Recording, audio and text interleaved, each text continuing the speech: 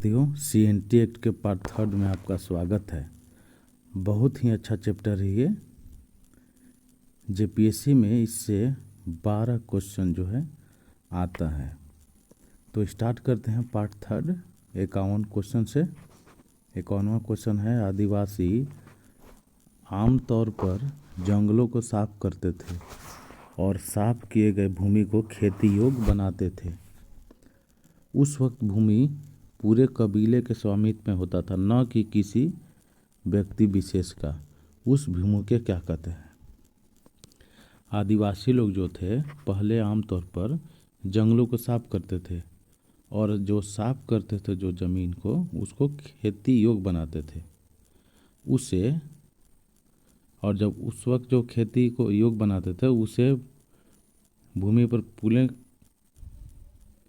पूरे जो है कबीले में जितने आदमी होते थे, कबीले में रहते थे, उन लोग के स्वामित्व में होता था, किसी विशेष आदमी का स्वामित्व में नहीं होता था। उस भूमि को क्या कहते हैं CNT एक्ट के तहत? तो उसे बोलते हैं खुटकट्टी भूमि। क्या बोलते हैं? खुटकट्टी भूमि। 52वां क्वेश्चन है, वह जमीन जो पूर्वजों ने जंगल साफ कर जमीन को आबाद किया तथा खेती लायक बनाया तथा गांव बसाई, उस जमीन को क्या कहते हैं? वह जमीन जो पूर्वजों ने जंगल साफ कर जमीन को आबाद किया तथा खेती लायक बनाया तथा गांव बसाई, उसे क्या कहते हैं? तो भूइंहारी बोलते हैं। क्या उसे बोलते हैं? भूइंहारी। 53 का होगा क्वेश्चन, झारखंड के दक्षिणी छोटानागपुर प्रमंडल में 2442 मौजा में स्थित जमीन को क्या कहते हैं? झारखंड के दक्षिणी छोटानागपुर प्रमंडल में 2482 मौजा है, उसे इस जो ज़मीन है उसमें उसे क्या कहते हैं? तो उसे बोलते हैं भूइंहारी ज़मीन। क्या बोलते हैं उसे? भूइंहारी। जो 2482 मौजा में जो स्थित ज़मीन है उसे भूइंहारी ज़मीन कहा जाता है। याद रखिएगा, बहुत ही अच्छा क्वेश्चन है। 54वां क्वेश्चन है, वर्ष 1946 से पूर्व जिस जमीन का सेटलमेंट नहीं हुआ है वह कौन सा जमीन कहलाती है? ये भी इम्पोर्टेंट क्वेश्चन है। वर्ष 1946 से पूर्व जिस जमीन का सेटलमेंट नहीं हुआ है वह जमीन कौन कहलाती है? उस जमीन का नाम है गैर मजरूआ जमीन। क्या बोलते हैं? गैर मजरूआ जमीन।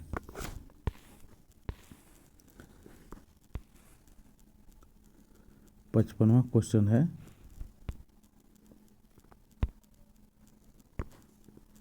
गैर मजरूआ भूमि के बारे में निम्नलिखित में से कौन सा कथन सत्य है?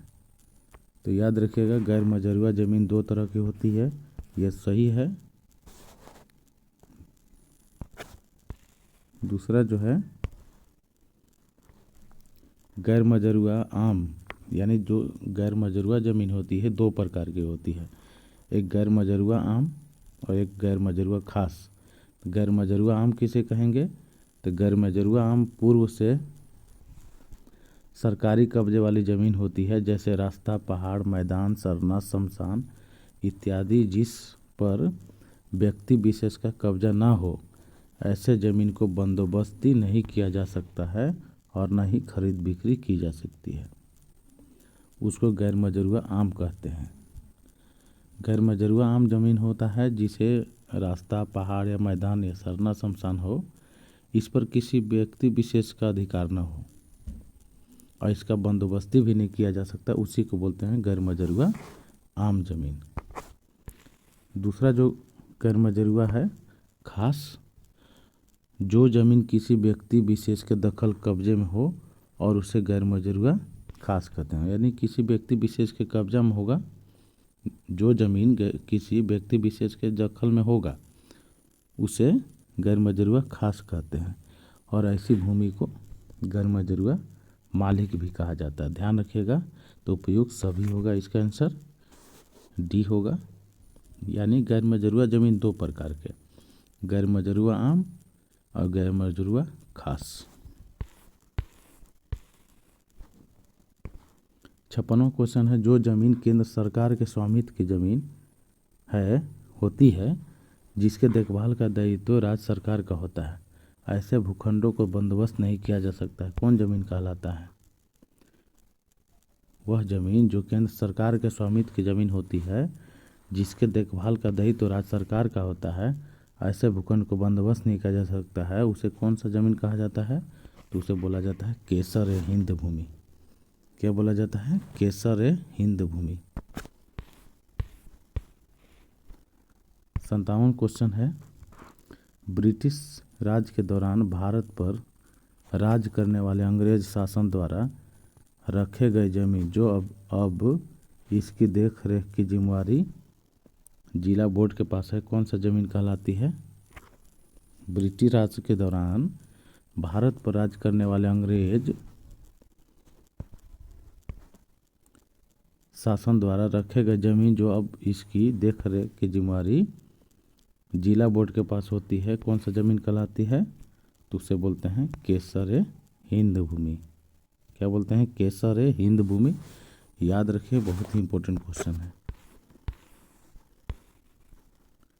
58 नंबर क्वेश्चन है, ऐसी भूमि जिसका उपयोग सरकार या भूस्वामी के नहीं कर सकने की स्थिति में खास महल के नाम से चिन्हित कर की जाती है एवं अधिभोगी उपयोग करने हेतु पट्टे पर एक तय अवधि के लिए निजी लोगों को दी गई जमीन से तात्पर्य होती है, क्या कहलाती है?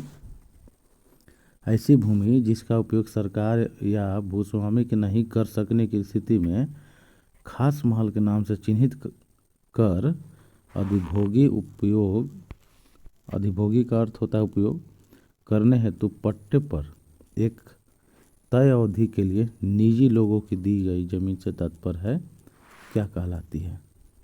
उसे बोलते हैं खास महल जमीन। क्या बोलेंगे? खास महल जमीन। ये होगा आंसर 58 का। 59 नंबर क्वेश्चन है, प्राथमिक तौर पर ऐसा व्यक्ति जिसने स्वयं या अपने सब परिवार के लिए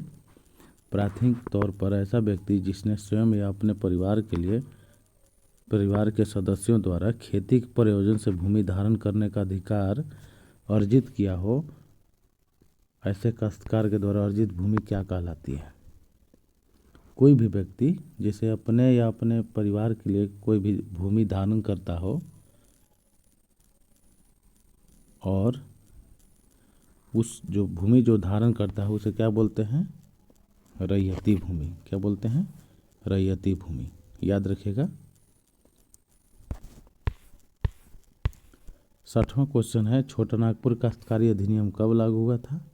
तो ये लागू हुआ था 11 नवंबर 1908। 11 नवंबर 1908। 61वां क्वेश्चन है, छोटा नागपुर काश्तकारी अधिनियम का जन्मदाता किसे कहा जाता है? तो इसका सही जवाब होगा बी होगा जॉन एच हाफमैन। यही है जन्मदाता छोटा नागपुर काश्तकारी अधिनियम के। 62वां क्वेश्चन है, छोटा नागपुर काश्तकारी अधिनियम के बारे में निम्नलिखित में से कौन सा कथन सत्य है? तो छोटा नागपुर काश्तकारी अधिनियम में कुल 19 अध्याय हैं, सही है।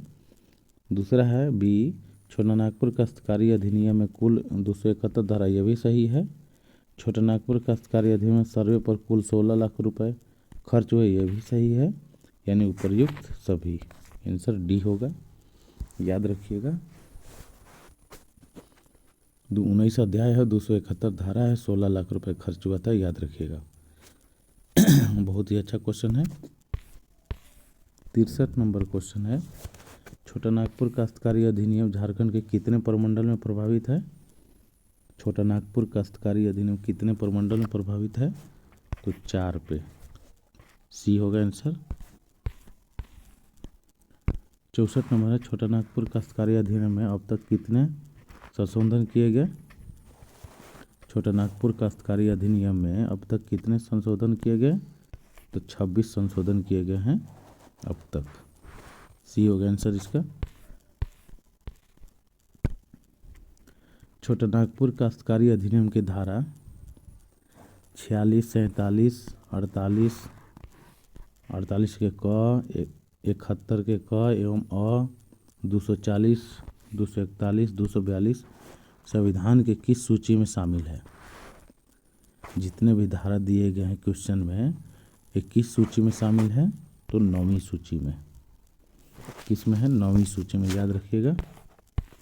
66वां क्वेश्चन है, छोटा नागपुर काश्तकारी अधिनियम का प्रेरक विद्रोह कौन था? छोटा नागपुर काश्तकारी अधिनियम का प्रेरक विद्रोह कौन था? तो बिरसा मुंडा विद्रोह था। 67 नंबर क्वेश्चन है, छोटा नागपुर काश्तकारी अधिनियम के किस धारा में संक्षिप्त नाम और प्रसार का वर्णन है? संक्षिप्त नाम और प्रसार का वर्णन है किस धारा में, याद रखिएगा। तो ये होगा, धारा 1 में था नाम और प्रसार का वर्णन। 68 नंबर क्वेश्चन है, छोटा नागपुर काश्तकारी अधिनियम के किस धारा में निरसन का प्रयोग किया गया है? छोटा नागपुर काश्तकारी अधिनियम की किस धारा में निरसन यानी रद्द का वर्णन है? तो धारा 2 में है। किसमें है? धारा 2 में। 69 नंबर क्वेश्चन है, छोटा नागपुर काश्तकारी अधिनियम के की धारा 1 के अनुसार इस अधिनियम का विस्तार किस प्रमंडल में होगा? यानी छोटा नागपुर काश्तकारी अधिनियम के जो धारा 1 में है वर्णन, वो किस प्रमंडल के लिए है? तो छोटा नागपुर काश्तकारी अधिनियम मात्र 4 प्रमंडल में लागू होता है। 4 में होता है, उत्तरी छोटा नागपुर, दक्षिणी छोटा नागपुर, पलामू प्रमंडल और कोल्हान, यानी 4 जगह पे 4 प्रमंडल में जो है CNT एक्ट लागू होता है। 70 नंबर क्वेश्चन है, छोटा नागपुर काश्तकारी अधिनियम के धारा 2 के तहत निर्सित यानी रद्द अनुसूची क एवं अनुसूची ख के अंतर्गत निर्सित रद्द हो जाएंगे। कौन कौन? तो कौन होगा? जो धनबाद जिले में तथा सिंहभूम जिले के पटमदा, ईचागढ़, चांडिल थाना में जो लागू है सभी जो है निर्सित हो जाएंगे। तो इसका सही जवाब होगा ए। 70 का ये होगा सही जवाब। 71वां क्वेश्चन है, अनुसूची क के अंतर्गत कौन कौन से कानून है? छोटा नागपुर के जो धारा दिया है 2 में, जो अनुसूचित क के अंतर्गत दिया गया है, कौन कौन से कानून है? तो छोटा नागपुर भूस्वामी एवं अभिधारी प्रक्रिया 1879 है। छोटा नागपुर संआंशीकरण अधिनियम 1897 भी है। छोटा नागपुर अभिवृद्धि से यानी संशोधन 1903 ये भी है, यानी उपयुक्त सभी। डी हो गया 71 का। 72 अनुसूची क के अंतर्गत कौन कौन से कानून है? तो अनुसूची क के ऊपर जो दिया है वो भी है, और छोटा नागपुर अभिवृद्धि संशोधन अधिनियम 1905 भी है, 1903 भी, दोनों है। बंगाल लगान परिधरण अधिनियम 1879 ये भी है, यानी उपयुक्त दोनों। सी हो गया 72 का भी। 73 का है, अनुसूची ख में शामिल अधिनियम कौन कौन है? अनुसूची ख में शामिल कौन कौन अधिनियम है? जो धारा 2 में दिया गया निरसन के बारे में, अनुसूची क और अनुसूची ख में अलग अलग नियम है। तो ख में जो अनुसूची दिया गया है कौन कौन है? तो बंगाल लगान अधिनियम 1859 ये भी है, बंगाल लगान अधिनियम 1862 ये भी है, बंगाल लगान यानी अपील अधिनियम 1867, ये 3 हो गए, यानी डी होगा 73 का। अनुसूची ख में 3 गो है और अनुसूची क में 5 अधिनियम है, याद रखिएगा। 74 है क्वेश्चन, छोटा नागपुर काश्तकारी अधिनियम की किस धारा में इस अधिनियम को परिभाषित किया गया है? छोटा नागपुर काश्तकारी अधिनियम की किस धारा में इस अधिनियम को परिभाषित किया गया है? तो धारा 3। धारा 3 में परिभाषा दिया गया, याद रखिएगा। 75 नंबर क्वेश्चन है, छोटा नागपुर काश्तकारी अधिनियम के धारा 3 के तहत कृषि वर्ष कब से कब तक माना जाता है? कृषि वर्ष कब से कब माना जाता है? तो 1 अप्रैल से 31 मार्च तक। तो आज यहीं तक। यदि वीडियो अच्छा लगे ज़रूर लाइक और सब्सक्राइब कर दीजिए, ताकि हम अच्छे वीडियो ला सकें। धन्यवाद।